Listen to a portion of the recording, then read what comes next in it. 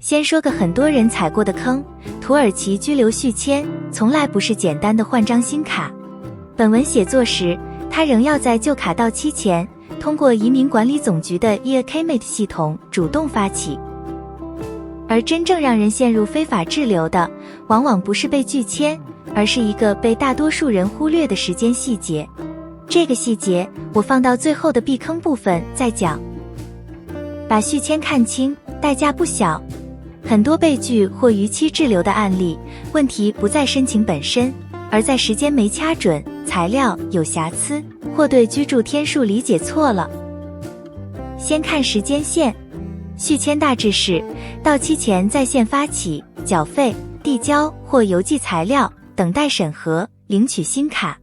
提交后，系统给一个申请号，审核期间你的合法居留状态一般受保护。但别以为能无限期等，从提交到拿到实体卡，往往数周到数月，取决于省份和当年案件量。所以要把续签当成提前规划的事，别临到期才动手。那该提前多久？本文写作时，移民管理总局对不同类别设有提前提交的窗口，多数类别通常在到期前约60天内开放，但以你登录 e-Acclimate 后看到的提示为准。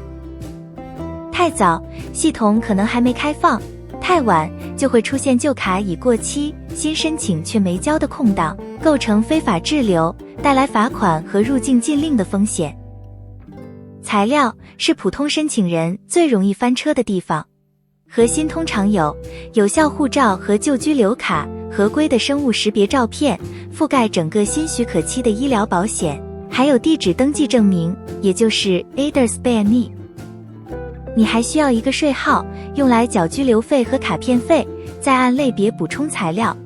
注意，外文文件通常要经公证处，也就是 Notar 翻译，涉及境外证件可能还要额外认证，这一步最容易被退回。具体流程，本文写作时分5步：登录 e-Acclimate， 选择续签，下载申请表缴费，按省份要求邮寄或当面递交，等待审核，通过后新卡邮寄到你登记的地址。但注意，不同省份的预约和递交方式不一样，伊斯坦布尔、安卡拉这样的大城市，处理节奏也可能不同，最好按你所在省份的指引来。这里有个例外，容易被忽略，不同类别的居留续签条件根本不同。短期居留多和房产、商务挂钩，对境外停留天数特别敏感；家庭居留依附于主申请人的身份。学生居留要在读证明，工作关联居留和工作许可状态绑定。换句话说，别人的清单未必适用于你，一定按你实际持有的类别准备。现在回到开头那个细节，续签的坑高度集中在4件事：时间、保险、地址、居住天数。第一个也最致命，拖到最后一刻，错过 e-Acclimate 窗口，旧卡到期而新申请没发起，直接构成非法滞留。这就是开头说的时间细节。第二，保险断档。医疗保险到期或保额不足是被退回的高频原因，续签前务必确认保险覆盖整个新许可期。第三，地址登记不一致，系统里的地址和你实际住的或收卡地址对不上，新卡可能送不到。第四，短期居留要小心境外停留超限，在境外待太久可能影响续签资格，天数以现行规定为准。万一旧卡过期或被拒，多数情况仍有补救，短暂逾期可主动去省移民局说明补缴，被拒一般可在期限内申诉或补正重申。